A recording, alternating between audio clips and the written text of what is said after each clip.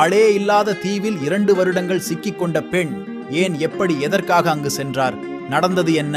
Margaret வசதியான ஒரு French பெண்ணாவார். 20 வயதில் மார்குரைட் நிறைய நிலமும் ஆபரணங்களுடைய ஆடம்பர வாழ்க்கை அப்போது கவலையற்றதாகவே இருந்தது. மார்குரைட்டை டெமான்ஸ் தீவில் சிக்கிக் கொண்டதற்கு ராபர்வால் என்னும் உறவினர்தான் காரணம். ராபர்வால் 1ஆம் பிரான்சிஸ் மன்னருடன் நெருங்கிய தொடர்பினால் இப்போது கனடா என்று அழைக்கப்படும் நியூ பிரான்சின் லெப்டினன்ட் ஜெனரலாக அவரை நியமித்தார். அதற்காக ராபர்வால் நியூ பிரான்ஸ் நோக்கிச் செல்லும் கப்பல்களில் ஒன்றில் மார்குரைட்டும் அவருடன் பயணித்தார். அவர் ஏன் இந்த பயணத்தில் சேர்ந்தார் என்பது தெளிவாக தெரியவில்லை. மார்குரைட் கப்பலில் இருந்த இளைஞனுடன் தொடர்பு கொண்டு கர்ப்பமானதும் மற்றும் அவரது சொத்துக்களை அடையும் நோக்கத்திற்காக ராபர்வால் ஒரு பணிப்பெண் மற்றும் காதலனுடன் மார்குரைட்டை யாருமே இல்லாத தீவில் விட கப்பலுக்கு உத்தரவிட்டார். தீவில் விட்ட சில நாளிலேயே காதலனும் பணிப்பெண்ணும் இறந்துவிட கர்ப்பிணியான அவருக்கு குழந்தையும் பிறந்த பிறகு இறந்தது. மீனவர்கள் காப்பாற்றும் வரை 2 வருடங்கள் போராடிய அவர் வாழ்க்கை ஒரு கதையாக மாறியது. நாடு திரும்பிய பிறகு பெண்களுக்கான பள்ளியை நடத்தி வந்தவரை ஒரு கும்பல் அடித்துக் கொன்றது.